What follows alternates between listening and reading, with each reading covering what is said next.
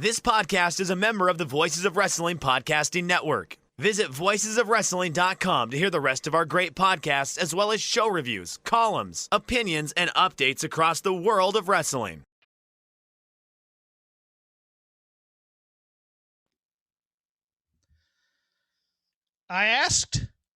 Chris asked for questions. You're getting them on this episode of Shake Them Ropes. This is the Jeff's out of town and can't record, so hopefully nothing big in wrestling goes down. Ask us anything episode. It's been a couple years since we've done this, so I'm kind of excited about it. Chris, how are you? I'm doing well. What you need to do is you need to have banter that is timeless banter. Like, for example, yes. Jeff, I'm really looking forward to the upcoming match this week. Are you looking forward to that? Are you enjoying the Olympics so far, Chris? Oh, yes. Sport is very entertaining. I've got to tell you, there have been some surprising finishes in some of these events, and I can't wait to see how things pan out. I love the spirit of competition. In the event that nothing big happened in wrestling, you're listening to this show as it was recorded. If something big happens, maybe I'll come in and do a little short commentary on it. I want to give Chris a little time off as well. He deserves it. He's been working hard for the show. But this is the Ask Us Anything. It will be mostly wrestling questions. I'm not upset by that because we got quite a few questions. So let us begin. First question, and I apologize to those of you who did send in these questions. I did not write down the names as I wrote my list down, so I will not be giving credit for the questions, but your questions will make it on the air. This is for the STR AMA. Do you guys think with the rise of the everyday man being the pop culture stars of today, do you see this as a negative on the media that requires outside-the-box creativity? If you look at rock music, movies, and wrestling, it all feels stale and lacking creativity. Is this a fear of getting canceled or just a general fear of pushing the envelope? I'm 37, and throughout my childhood and early adulthood, the anti-hero were top stars. Now it feels just like brands are the future, and it seems boring. Chris, what say you? Well, I think maybe we have a bit of a nostalgia for the 1990s anti-hero, which was in a lot of ways a manifestation of the grunge marketing and the grunge marketing sensibilities. So you have grunge come out. By grunge come out, I mean like Nirvana gets big, Pearl Jam gets big. I mean, they are selling massive amounts of albums. Actually, 10 outsells Nirvana's Nevermind for a good solid clip there for a while. Not originally, but in the United States. And I think that leads to Gap. Remember those old Gap commercials that are all like, I'm anti-hero, I'm anti-authority. Like, I think we look at the anti-hero archetype as authentic, and it's no more authentic or fake than you make it and who's making it. Any more than the working class everyman. The working class everyman can be very real and very authentic. The working class everyman can be very fake and very contrived. Without me getting into any examples. I think any of these things can be fake. I don't necessarily know that the 90s was more real.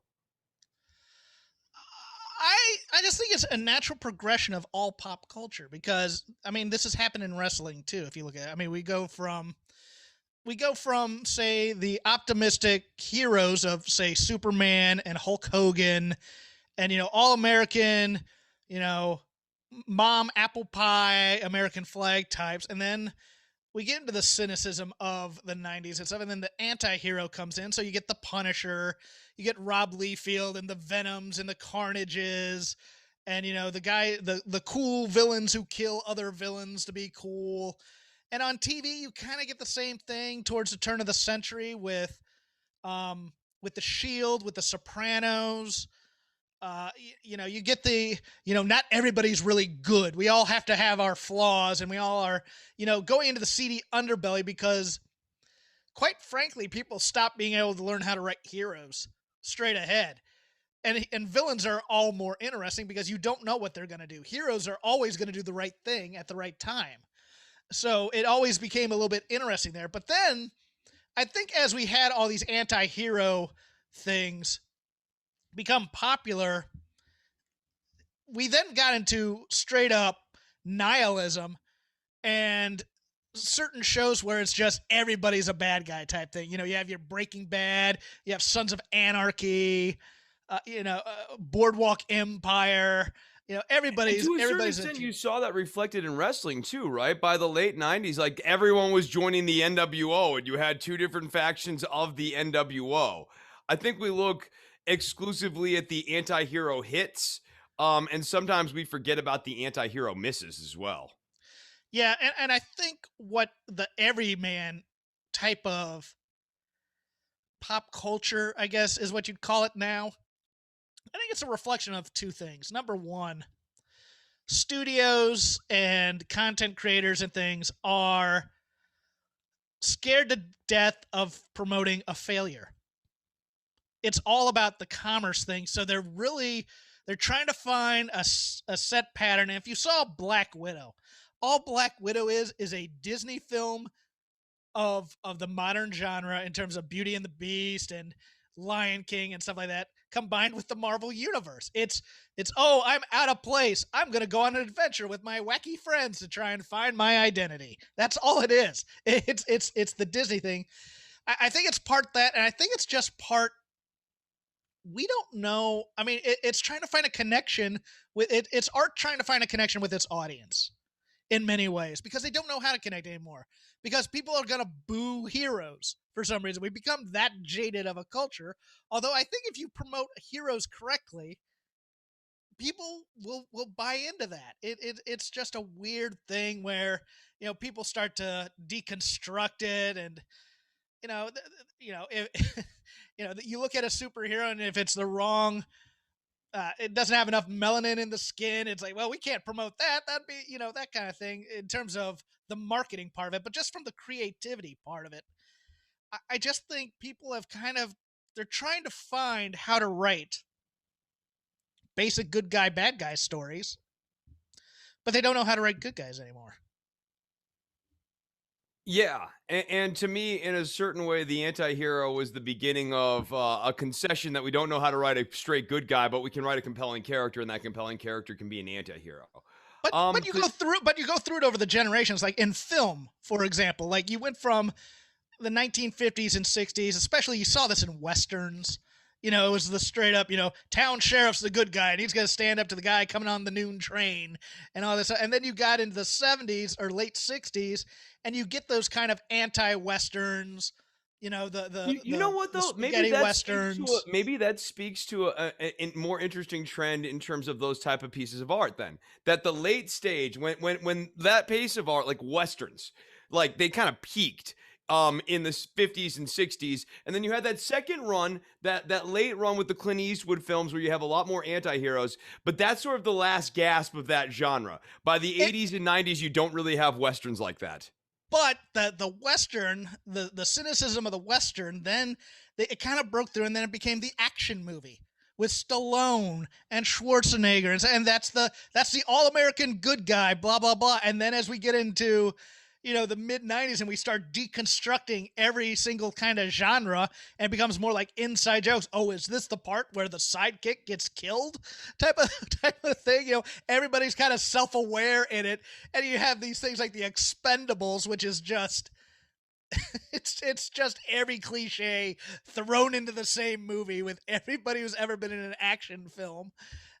I think we're gonna come out of So, it. so I that's think my problem, I guess, with the anti-heroes is it sort of means in a way this genre is dying. Like once we've arrived at the point where the most viable lead character is the anti-hero, it means that we can't pitch you straight down the middle anymore. We're losing a little bit of power, so we're still trying to squeeze a little bit more juice out of the lemon. no, Um, I I would agree there. I want to hop on one other thing though, because like the question sort of like brought up music, movies, wrestling, and I think maybe trendline to all of them in a way that I would at least for my my other big passion in life, which is music. I would say like as a bit of a semi music historian, I suppose. Like I teach a bit of music history. I would say I mean like the bigger issue with the music industry is one, record company consolidation.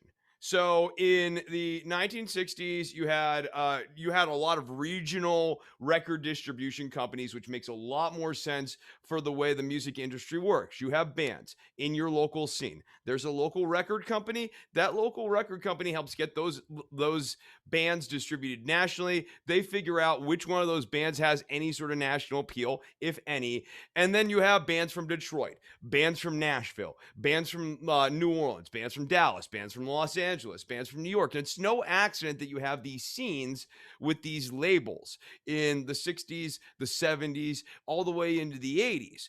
By the time we get to the 1990s, you have like sort of there's an interesting thing that happens in music that makes the 90s sort of feel more real than it is, which is the major labels had bought up all these smaller labels, but they were trying to figure out how this grunge thing worked. So they were taking a lot of risks. I mean, the most notable one that I can think of off the top of my head is this band called Royal Trux, Trux, if you're interested in listening to them. Cool, interesting band, weird, fundamentally unmarketable. And they got like their entire advance for their first like album, or I think two, and blew it all on drugs. Like this is the real problem with, yeah, this is the real problem with like 90s grunge bands and rock bands. In a lot of ways, they convinced the major label companies, wouldn't it be easier if you could just make your own acts? Wouldn't it be easier if you could just Milli Vanilli them? And so by the end of the decade, you start getting NSYNC and pop and that sort of thing, and like a real push to move people and acts like Britney Spears. I know we're all like Free Britney now, we're all on board with them, but like I'm of the vintage where like Britney Spears was sort of like the hostile enemy and represented a move by the record industry to really push pop music and move away from these pesky rock bands that would want to do things like fight against Ticketmaster and maybe negotiate a little bit harder with the record label to have more creative control over their albums. Look, sometimes bands like the Spin Doctors shot themselves in the foot by making like the worst follow-up album of all time. But other times I think that push-pull was just too much for the record industry. And then there's one last thing when it comes to music. By the late 90s and early 2000s, computer technology was available that started actually doing musical analysis and sonic analysis.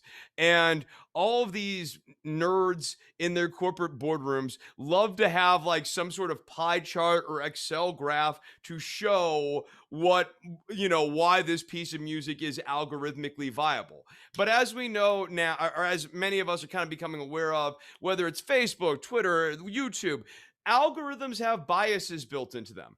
And one thing that has happened is that these record companies have become dependent on a musical analysis system that tells them, hey, the best type of chorus has 4 chords in it, has a repeating melody and a repeating line, and is fairly simple. I like the song Blinding Lights. I really like the song. I teach people how to play the song Blinding Lights. But Blinding Lights is a simple 4-chord song. But it would absolutely do very, very, very well inside of any modern music analysis software. Whereas the melody to Even Flow by Pearl Jam by Eddie Vedder, if Even Flow did not exist,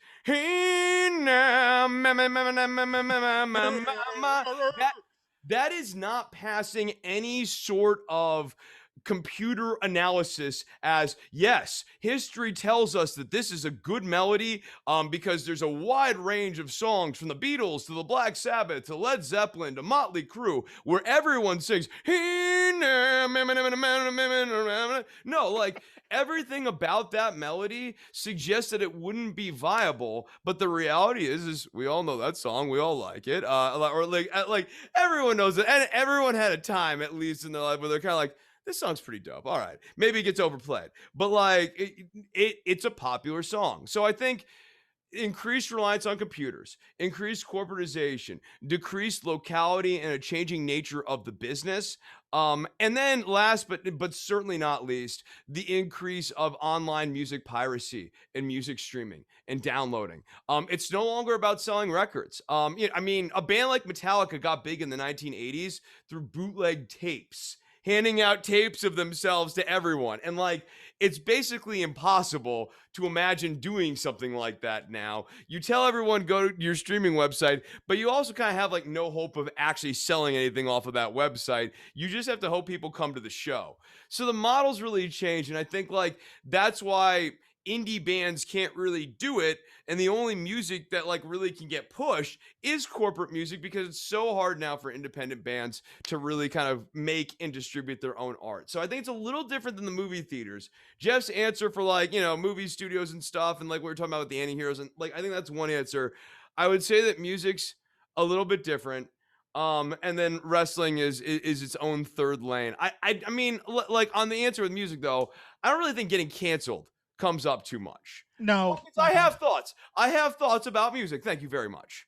No, I know that. I thought you would go to a second screen. No, I'm winded. I need a breather. Okay, yes. Take a break while I tell you that Spin Doctors died because that Two Princes song became way too popular on adult contemporary radio. Bro, no. You have to listen to the follow-up album. Oh, I did. It stinks. He does like their follow-up single, like he's like step doo lap doo that bass la dead, like, and that wouldn't pass musical analysis software, and also the people hate it. So sometimes the computers are right. Although I like the first album. Other than Two Princes. Two Princes is a dreadful song. I can't believe that became the big hit of it, but nevertheless. Next question. As dumb as it may sound, I'd love to hear your thoughts on Earthquake and his intro into WWF. It has to be one of the best intros of all time. Plus, that Bravo Warrior feud was fire. Yeah, I thought it was a good debut.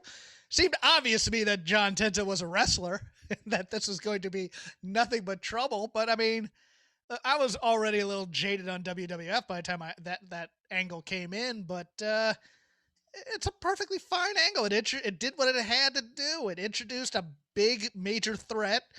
Dino Bravo gets one over on was it Hogan or the Warrior on that one? I can't remember that. But it took place in Canada.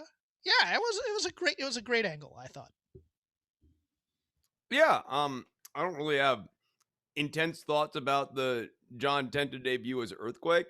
I always thought that the drum beat was really effective. I mean, like, it also felt like we were building to an intro that never came, and that maybe if I listened to the song long enough, I'd actually like hear something happen. And no, like it doesn't. It's just actually, you know, the one lingering thought I have from that Earthquake debut is I'm looking at him and I just felt bad for the guy. I go, man, look at that huge guy having to sit in that small stadium seat. but when he gets picked, the joy on his face, he sells it 100%, and it's so great. I think he's even high-fiving people. I didn't rewatch this for it. I'm going on memory, but yeah, no, it is the best of those kinds of angles. I certainly liked it more than, say, Santino Marella's debut, which was okay, but nevertheless, I mean, no, it did everything it had to do to establish a new threat for a babyface. So I dug it a lot. I've got an Ask Me Anything question for the guy who does wrestling in DWATG. I guess that's you. Does Trump use kayfabe to be successful? All politicians use kayfabe. It's all gimmicks. No. So, like, I'll start right there. You basically took what was going to be the first sentence to my response on this. I'm sorry. No, you're fine. I agree with you. Look, all politics is narrative. I mean, your entire life, whatever valence you are, you have been fed political narrative. That is how politicians gain momentum for things. That's how political causes gain momentum for things. Sometimes narrative is grounded in reality. Sometimes narrative is less grounded in reality. I think when, like, to sort of kind of get into the actual question here about Trump and kayfabe, I think when we want to use kayfabe versus narrative, or to distinguish that, kayfabe is like sort of like the overt spinning of an alternate reality, or the overt creation of an alternate reality. And so, like, the answer to that is, at least for me, very obviously yes. But like, let me kind of embellish beyond like yes or no and just leave it there and move on. Kind of working backwards here. Trump created a large kayfabe after the election, wherein he convinced people that enough tomfoolery and shenanigans had been done in enough key states, but only on the presidential side of the ballot, not to do anything with the congressional or the Senate races, that he actually won the election. Joe Biden lost the election. And that constant pushing of that false narrative, up to and including a rally the morning of 1/6, like that's a good example of kayfabe. And he sort of actually kind of renewed that a little bit further here in CPAC, so he's like still using it. Going back during the administration, just like a couple of quick examples. In 2020, he was pushing hydroxychloroquine. Like I mean, he was very, very into this notion that hydroxychloroquine was this real miracle cure and that sort of thing. That was a form of kayfabe. You know, like I don't want to do the entire administration. I'll just rewind back to the start of the presidency.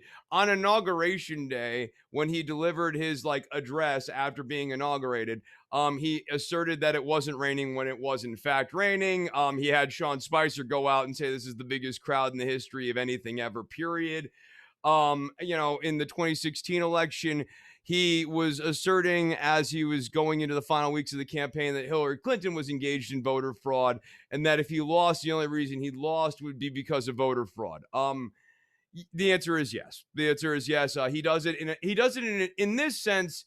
He engages in kayfabe in a way that is different than the standard political narrative. Like Reagan engaged in narrative, Obama engaged in narrative, Joe Biden engages in narrative. They all engage in narrative. Like Obama had, like in the White House, they referred to a thing called the legacy checklist. That is nothing if not narrative. The presentation of Reagan is very much a narrative sort of thing. Trump discreetly lies and tells you it's raining when the sun is out, and the sun is out and when it's raining. So yeah, the answer is he does use kayfabe. Semi-political follow-up. What are your feelings on electronic voting via smartphone app? Do you ever see this becoming the norm? I'll start on this one.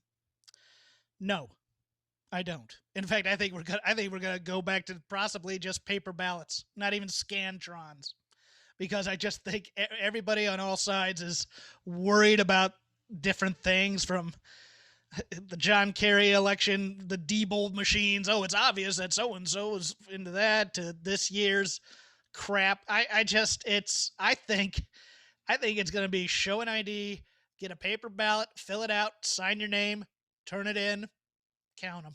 I think that's going to be the future, because I just think there's too many dangers with smartphone apps and hacking and technology, and it didn't count my vote, or it changed my vote, or whatever. I don't see it happening. Yeah, I tend to think Hawkins is right that the weird nostalgization and like assumed perfection of the paper ballot will ultimately sort of win the day. I think that people who think the paper ballot's this like surefire thing that can't miss and you can always trust the veracity. I'm not saying you are, but no, the way I hear people talk about, I mean, whether we're talking about like Jill Stein or like Republicans now talking about doing the paper ballots and stuff, there's this way that people wax nostalgic about the quote unquote the good old days of the paper ballot that I do think is going to have a seductive appeal of like, oh, it's just simpler. But like, I mean, look, I have studied my histories and know about lost paper ballots or like mysterious paper ballots showing up. It's so when I saw this question, I kind of like wanted to go another way, because like my gut answer on a practical level is like, no, I think like, and then you get into the nature of politics in this country, and like, would there ever be a path forward for this sort of like, wholesale reform given our federal system without have to occur on the congressional and then also on the state level? Like, it's complicated. So then I decided to take this back to a different plane, which is like an abstract question of, could it happen? And the answer to me is sort of like, absent our politics, could it happen? The answer to me is so obviously yes. Look, if we can do banking on mobile apps, if we can do banking online, clearly through the market, we have found a way to do. If we trust managing our money on that big of a scale, I don't think it's actually that hard for people to get into a room and figure out a system for all this to work. Otherwise, all these mobile apps from all these banks are actually a load of crap, and you should get them all off your phone. So I tend to think, that there is actually a way to do it. We live in a world and a political system where people aren't necessarily particularly interested in doing so. But I think the answer is yes, if people want to. Top 5 buildings that you have seen a pro wrestling, sports, or music concert at. Bonus least favorite building. Now, I have years of traveling for college sports, and I have a few music things. Do you want to go first, or should I? Or do we want to go one? I mean, I haven't ranked them in order or anything, but I do have 5 in my head. Yeah. Uh, I mean, let's swap back and forth. So, for me, the top music venue that I've ever been in is a place called Celebrity Theater in Phoenix, Arizona. It's a theater okay, in the round. I know that one. Yeah, it's a theater in the Yeah, round. It rotates. That's where I saw Fugazi. So it was like an intense, really like intimate performance. The band's rotating in the round during the show and stuff. So I mean, it was just an incredible experience. The sound was great. I got to see my favorite band. John Frusciante was like in the like VIP little area thing with a pineapple and a big bottle of vodka. And was wasted out of his mind watching Fugazi. And yeah, dude, great show, great venue. I like the theater in the round thing. I like you're in celebrity theater, the whole gimmicks. They say you're never more than 75 feet away from the stage, and that's true. my first one I'll pick is pretty obvious one: Staples Center. I do like Staples Center. I've been there I was a season ticket holder for the Kings for many, many years. I saw Prince at Staples Center. Concerts. The problem with Staples Center, and I've seen UFCs there too, and of course wrestling. I've seen a couple Summer Slams there. The problem with Staples Center is you need to fill that building with noise, and if you don't, it's like a barn. But if it's full of noise, it is a rockin' place, and I enjoy the layout of it. I don't think there's a bad seat in the house in Staples Center, so I'll go with that as my number one. Next up for you. Yeah, I gotta rep the American Airlines Center. I think it's easy to get in and out of. I think I that's agree. I liked it when I went. It's in Dallas. Yeah. yeah, I just think it's got good access. I've been to other basketball arenas, and I like having been to a number of them. I mean, yeah, the AAC is pretty dope. It's easy to get in and out. It's inexpensive to get in and out. If you don't want to park, you want to take the train down there. It's like $6 right now. Like that's not bad. And it's it it's just not it's not a pain to maneuver around the building. So yeah, I'll go with the American Airlines Center. My number 2 is going to be the Norva in Norfolk, Virginia, little music club. Uh, just a nice little intimate type of setting. But you can also set up technology in there because they were burning discs of the show while, after it went, and you could pick one up. But I was in town for a wedding, and the Black Crowes happened to be in town. And it was Mark Ford's first or second show returning as drummer for the Black Crowes. And they tore the roof off the dump, and it was just a nice little, cool little venue, easy to get to the bar, stiff pours, which I always appreciate. Yeah, just a real good time. Number 3 for me is going to be Old Rangers Stadium. Old Rangers Stadium ruled. Back when the Texas Rangers really sucked, they used to hand out tickets for free at the end of the season, and I got one set of tickets for free, and I started going to games because I kept getting free tickets, and I was just like, well, what the hell? I will keep going if they keep giving me free tickets to come. So it was a lot of fun. Nice kind of chill setting, not too big. I guess the running theme here is I do not care for the big experience. Like when we saw WrestleMania in Dallas here, even though I was in the lower bowl and I had quote unquote good seats, I wouldn't sit there and tell you, yes, they were good seats. I know they were like good seats, but I wouldn't tell you they were good either. But yeah, I like stuff that's smaller. I like stuff that's a little bit closer on. I tend to too, but I'm going to give it up for a large stadium on my number 3, U.S. Bank Arena in Minneapolis, where I went to see the NCAA tournament. It's not built to be a basketball arena, but it did a great job. Concessions were clean, lines were short, seats were fairly comfortable. I dug it. That's all I want. I want a comfortable seat. That's all I want, really. So the next place did not have a comfortable seat, but when you mentioned concessions, what is the name of the place that we watched, like Riddle and all those? I was about to ask you the same thing. The one in 'Cause- Dallas. oh man, because I'm looking it up now. I gotta tell you, that place, because of the barbecue stand, like the wrestling was good, but man, that barbecue. Brisket nachos, and there is not a wrestling podcaster who wasn't there who, when you mention Dallas, doesn't look at me or we don't look at each other and go, man, did you dig those brisket nachos? They like, I mean, when I'm talking about concession stand food, top 5 concession stand foods of all my entire life, not like not even close. Maybe number 1. Certainly I'm like looking in it the up. number 1 conversation.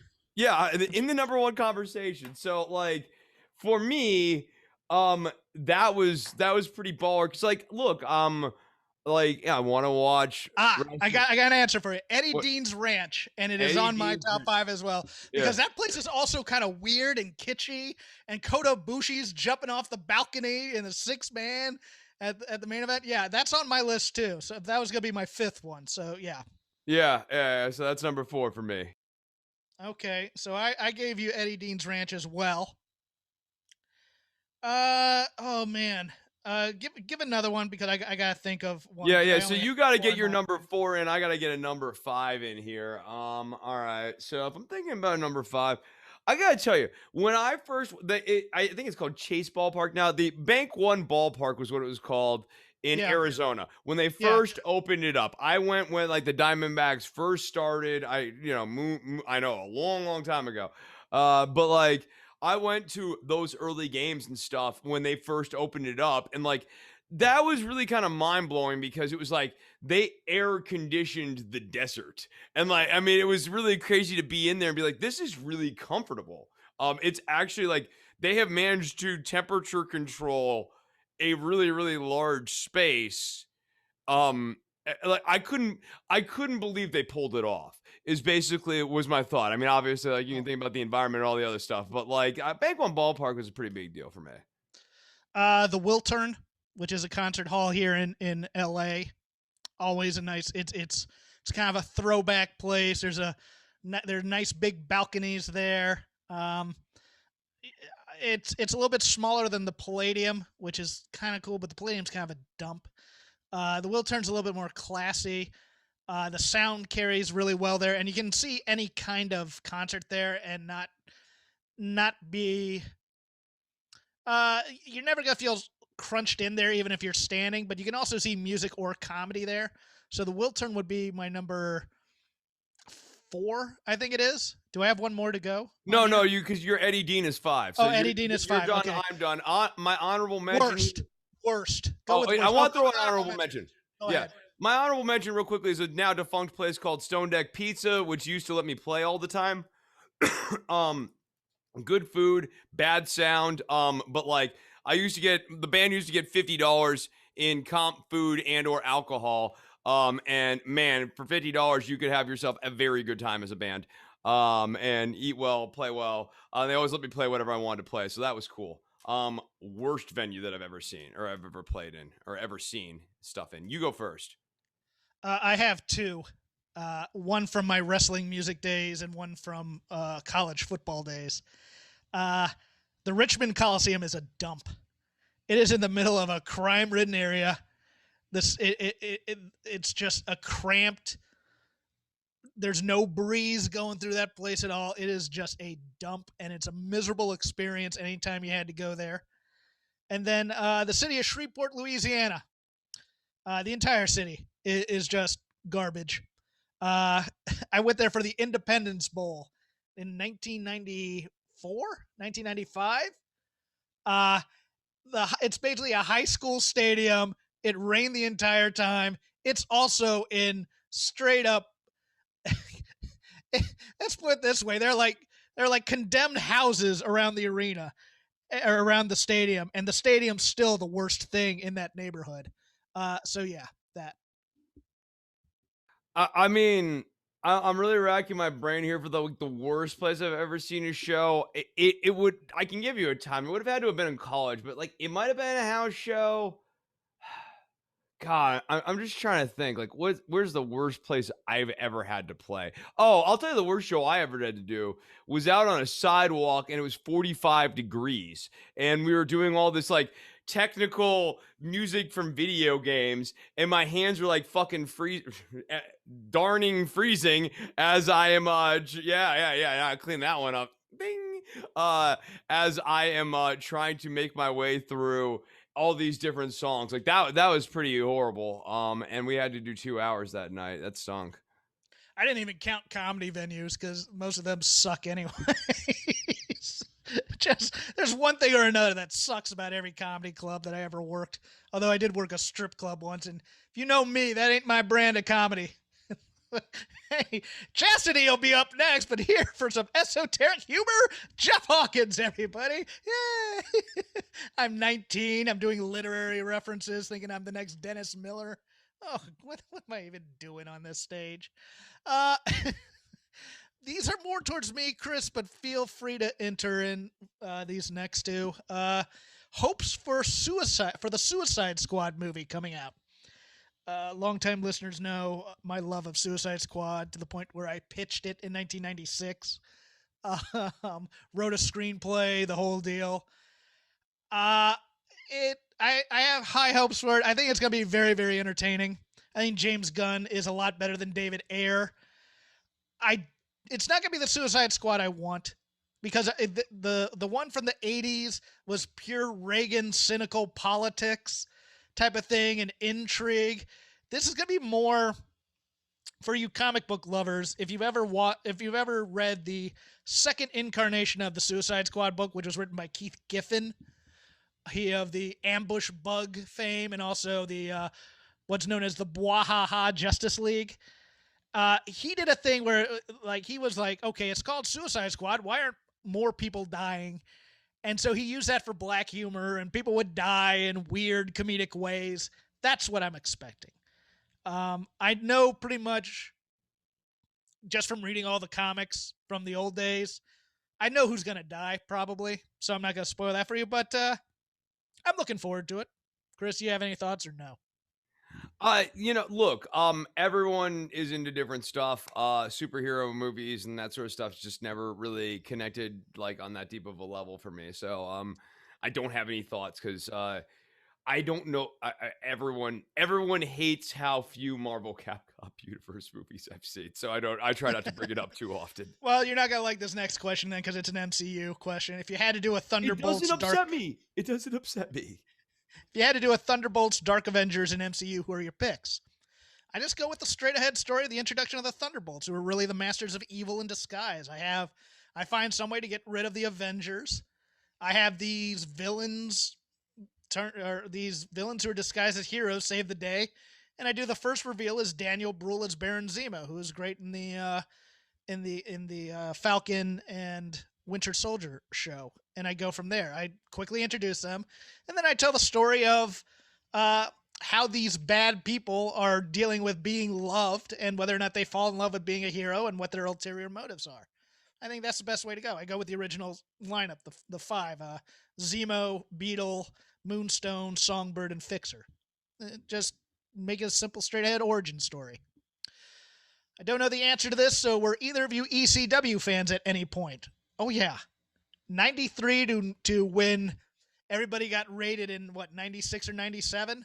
That's my ECW time. I loved ECW. I went to Double Tables up in Philadelphia, eschewing a midterm, which they let me make up, but I made up some excuse for it. But I liked Paulie's vision then of, okay, I'm going to take the best from Japan. I'm going to take the best from Mexico. I'm going to get all these underrated, underseen guys that weren't given chances elsewhere. Because like Benoit had already been in WCW for a short time, and they didn't know what to do with him, so they let him go. And I just liked it felt like an old territory again. There were promos. You had your hardcore from Japan matches if you wanted them. You had Cactus Jack and the Sandman and Tommy Cairo and stuff. But you also had, and Public Enemy and Sabu, but you also had Taz and Malenko and Guerrero and then the Luchadors. And for me, in the early days, Bad Company. And you had those guys who were in the transition, like Steve Austin and Ron Simmons and Matt Bourne for a very short time. You'd have these one-offs, which are just weird. Like, what's he doing in the arena right now? Okay, I'll watch this. But yeah, I was ECW up until really the Monday Night War started. And then when they finally got to TNN, it was too much hardcore crap. And there wasn't enough. I mean, the guys who were wrestling in there were still very, very talented. Don't get me wrong, but it wasn't the same. Didn't have the same vibe for me. So yeah, but my because I'm younger than Jeff here, I discovered ECW, I guess, when I was 9 or 10, so that'd be 95, 96, and I discovered it via the direct TV channel guide. Like we were able to search, we had like satellite TV or whatever, and I like saw that they were running an episode of ECW television and I would watch it and there'd be like no context. And like the first time I saw Rob Van Dam, it was really sort of surreal. Like he seemed like a comic book character or something. Like, and they did a really good job with the music and everything. That always made a big impression on me. That like they were using real music and cool music and like Filter's "Hey Man, Nice Shot" was getting heavily played. And then the one thing I remember, of course, is Joey Styles saying, "In the night, Kimono Wanalea dance naked atop the ECW tower." So like, yeah, like that is for me will always be like. By the way, young Jeff, big fan of Kimono Wanalea, big fan. Just gonna say that. I was a big fan of Dawn Marie personally. Yeah, as young Chris. Yeah. Young Chris liked him some Dawn Marie. Like, look, I owned ECW's Extreme Music Volume 1. I was really hopeful about Volume 2 coming out, but like many ECW things, Volume 2 never followed. I owned the video game, the ECW video game, which would probably be worth some like decent amount of money now, maybe, or maybe it's one of those games that's worth nothing because it stunk, but like I still owned it and I still played it. I liked ECW. I remember when they went to TNN, I was excited only because it was going to be easier to watch them. My dad was like never going to let me buy wrestling pay-per-views. So I'd have to watch everything way after the fact. And, like it would be like reading yesterday's newspapers. And at like the age of 13 or whatever, it didn't have the same appeal because I didn't get a chance to watch it live. Yet weirdly, I could watch all the old like SummerSlams from 1990 and never, I was like, oh, this is great. I can't wait to watch this again for the third time.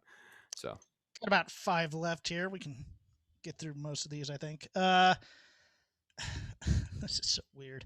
How would you book NXT to make it a better show? You could mention who you'd see as long-term champions, but would make an interesting discussion or thought process.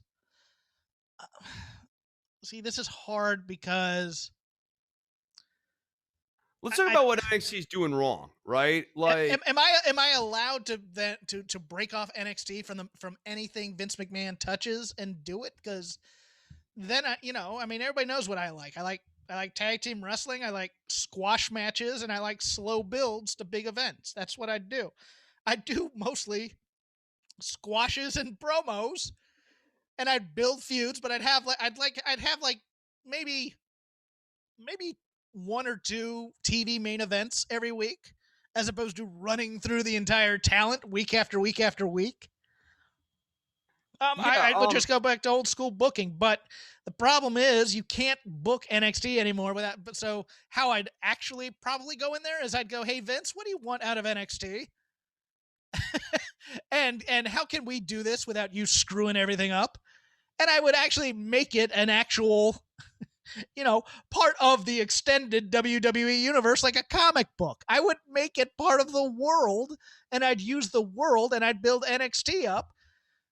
with the understanding that Vince is going to use my work for future reference when he decides to use any of these guys. I think that's the number one thing that's sucking out NXT right now is you have all these great wrestlers. They're doing these dumb sports entertainment things that don't mean anything, and then they just get killed on the main roster. I don't see why anybody would invest in it. Okay, so if I'm fixing NXT first, obviously just right about the Vince pitch. It starts with pitching Vince. And what I would pitch Vince is that the reason that AEW is successful and overcomes its Vince will go, but Chris, it's not successful. AEW has the Kenny Omega pay-per-view sparkler spot and the Chris Jericho crash pad spot. If Vince is even aware of this, like, this is like super Vince. Like, he's very aware about the things in the world. In my version, he will counter with this, and I'll go, yes, but what AEW is doing right is that AEW has stars like Adam Page, Orange Cassidy, Darby Allin, young stars who are the next 10 years of a company. And one of the biggest issue that your company faces right now is a main event talent shortage. And that's why you're calling back guys like Goldberg. That's why you're calling back guys like Edge. That's why you're thinking that Hunter retirement match at age 55 in 2024 is really going to kick ass and people are going to be really into it. No, they're not. That's what, like, you can't keep calling back John Cena forever. Eventually he's going to want to go and do movies, or he's going to be done with wrestling like Stone Cold Steve Austin's done with wrestling. So I'd be telling Vince, the problem with this company right now is you don't have young talent. On the women's side, you've got this young talent in Zoe Stark. I really like her. I think you should be pushing her. I think she's someone that you can build around. I think she's got a lot of upside. You don't want to overexpose her. She's still a little green, but let's spend the next 12, 18 months pushing her in a serious way, arcing her up to a title contendership and giving her the title for a nice, long, healthy year-long run. On the men's side, this is where the bigger quandary is. I think you need some fresh people to push. I think you've got a guy like Tyler Bate. Tyler Bate is still young enough that he could be a generational talent, as can Pete Dunne. I think both these guys still have a lot of upside. I think another issue that I would tell Vince about NXT is that there are some people who we like and respect and even think are good wrestlers who maybe it's time to move on from. Adam Cole might be a good example. If you don't plan on calling him up onto the main roster and doing anything with the guy, he's sort of occupying a spot in NXT right now as an upper mid-carder, sort of in contention for the title, sort of not in contention for the title. Maybe it's time to move on from Adam Cole. Maybe it's time to move on from Bobby Fish. Maybe it's time to move on, Gargano? from... Gargano is a guy I'd think about moving on from. I think, maybe you can keep around Ciampa, Gargano, Thatcher. But really, I would thin things out. And then Kyle, look, I would have told you build around Kyle O'Reilly, but we just watched the cool Kyle push, and it was a lot of things, but cool was not an adjective that would come to mind unless it was prefaced with another word before it. So I think the men's side's tough. I think you need to start. I would look at the NXT UK roster. Teoman's a guy who I think is interesting. Bring him over. You can't do anything with a lot of these guys tomorrow. You got, they need 12 months of developmental. But what I'd be telling Vince is you need to be thinking about NXT as a developmental product again. And you need to be thinking as the young, hot stars of tomorrow product. And so in order to do that, you need to stop crutching on NXT guys from yesterday. The other thing is I gotta have a guy like Teoman for 18 months before he's even going to be worth anything to you. So don't rush and take him away from me because you're not going to get anything out of the guy right away. We need to build him up and actually make him a hot entity in and of himself. That would be the philosophical change. I'm with Jeff. Obviously, there'd be more tag team matches. I'd use tag teams as a way of kind of getting exposure for some of these, younger talents and stuff. You need a new, young, fresh heel, like an MJF equivalent, in NXT. So, Cameron Grimes, great guy. I'd be building around Cameron Grimes. Absolutely. He could be a real interesting heel guy. Ridge Holland. whenever he gets back. He's a real interesting dude. We haven't seen a lot of him yet, so it's not like he's been overexposed or anything. So if you wanted to push Rich Holland again, he'd be an interesting. Chris, you want timely commentary? He comes back. He came back 2 days ago. Do I want who on commentary? Do you want timely commentary for this show? Oh, he came back on Tuesday. Oh, did he? Of this week that we are recording, because of course we are recording in the future. Yo, interesting. Wow, I knew that because this is currently next week. Yes, and things were taped for Sci-Fi. Who would Jeff's new 4 horsewomen be in NXT? Dude, that was too natural to try and recreate. If I wanted to do a heel stable, some combination of Kaylee Ray. I would have put Dakota and Raquel, but again, we're taping this in the future, and they just broke them up. And then probably Io Shirai, I would think, or Mercedes Martinez. 4 of those 5 would be fine with me. And then you do a slow build between them and Io, or you even put Io in there if you want. I don't care either way, but you build feud between Saray and Zoe Stark. And then probably Io Shirai if you want her to be a big baby face. But if you want her to be a heel, either way, it's good with me. And then you just build these as 2 factions who you keep them apart as long as you can, but you keep them, or like they come out for each other's interviews or something, as opposed to matches and matches and matches and matches where you just write it into the ground. It's just overdone. Chris, you got a 4 horsewomen you want to go with? If I was gonna make a 4-person faction, I would go Mako, Saray, Io, and I would pair them with Ginny as the mouthpiece. Okay. Yeah, as the mouthpiece, as the one who like tries to be the leader and as the maybe the red shirt too, the one who maybe takes pinfalls and stuff as well.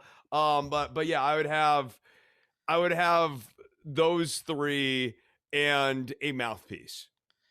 In another 5 to 7 years, is WWE still making calls to Goldberg, Taker, and Triple H to main event big shows? No, they're making calls to Braun Strowman, Bobby Lashley, and Drew McIntyre to main event shows, and probably John Cena still, who will still be wearing shorts and a different colored t-shirt. Yeah, so I mean, I think one of the biggest problems for WWE, kind of going back to my last answer, is that they've created a star desert for themselves in the last decade here. Your 2 biggest would have been stars, CM Punk and Bryan Danielson, and the odds that they're going to be like super interested in coming back and wrestling for WWE, it's not clear that that's ever going to happen again. It certainly wouldn't happen for any extended run. I don't think that WWE can bank on that. So then they've got Roman Reigns. Braun Strowman's a guy who I just don't think has a lot of star power. I mean, they booked him so haphazardly. He was never over even to the level of Kane. So I think that Strowman as like a super main attraction comeback star. Oh man, I can't wait to see Braun Strowman wrestle again. I don't think that the juice is in the squeeze for that. I don't necessarily think it's going to be there for Bray Wyatt either. I think Bray Wyatt was very much a star within their world at best, and like a mid-level star in their world at best, not necessarily like a big, gotta go see Bray Wyatt. He's not going to be Randy Orton. I expect Randy Orton to make a lot of money. I expect Kofi Kingston to make a lot of money in his late career. Kofi Kingston is going to be one of the few people that WWE's got that I think will answer the phone, can be relied on to come back and work something close to a Kofi Kingston-like match, even at like in his mid-40s or whatever. So yeah, like to answer the question, Kofi would fit in, Orton would fit in. Maybe you see Rey Mysterio have his last retirement match. Jesus. Maybe you see Christian and Edge do a tag team again. For like one more WrestleMania. But like, I mean, I think the bigger issue here is star power. Which is why if I was pitching NXT and building, I was like, dude, the crisis here is not today. But you have been robbing Peter to pay Paul, and it is time to get money for Peter. Because soon Peter's coming over, and you need to have some cash. For Novembrino, does he tip in 5s or 1s at the strip club?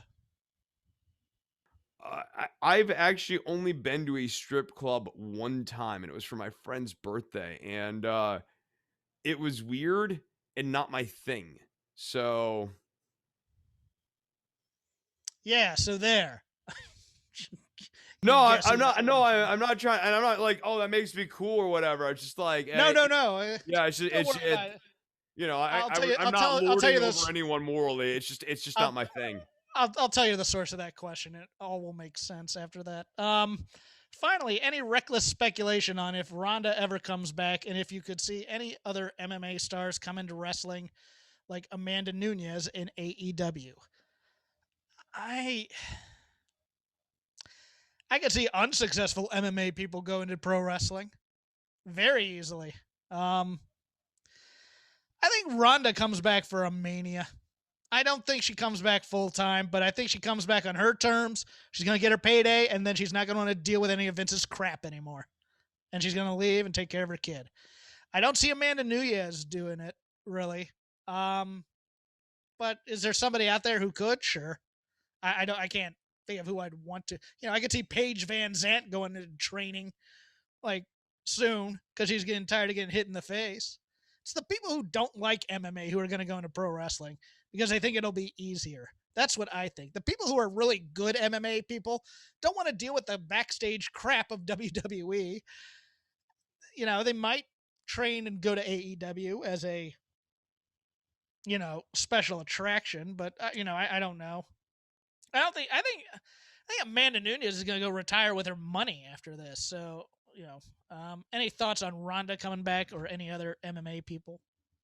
Ronda, I could see coming back. MMA people coming in or being enticed to come in. Yeah, I'm kind of in league with Jeff's answer here. I could see failed MMAers trying their hand at wrestling. I can see WWE being interested in courting failed MMAers. I mean, the name that probably would be the most likely is a name we haven't even heard yet.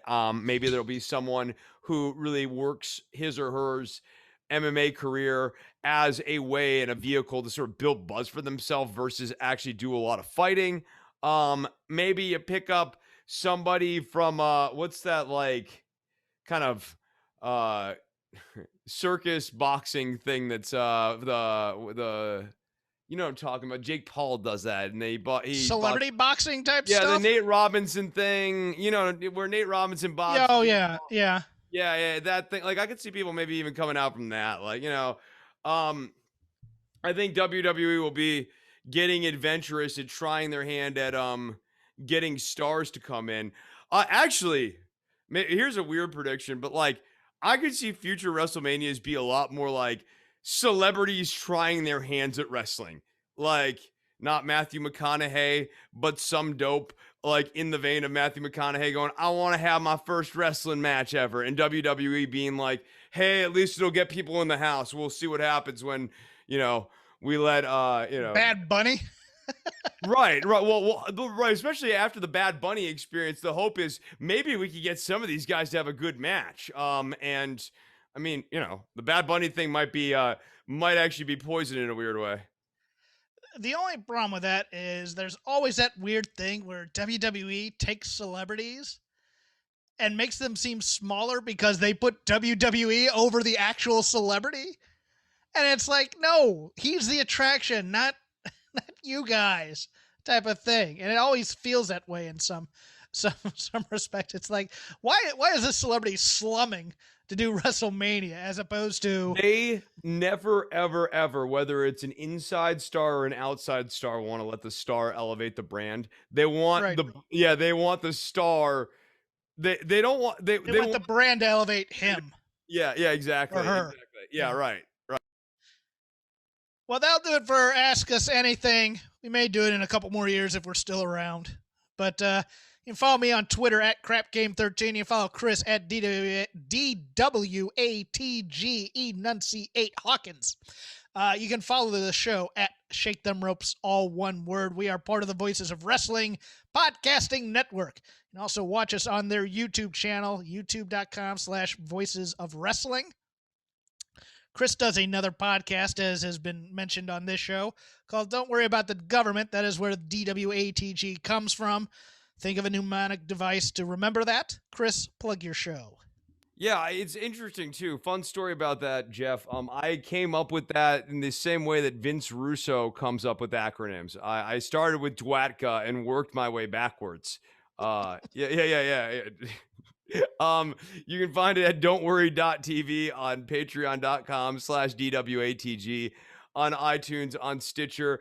Things have been a little bit wild on the home front this month and on the webpage front this month, but we will be getting settled back in for regular service here starting in August and in September with limited interruptions. So go and check out the show.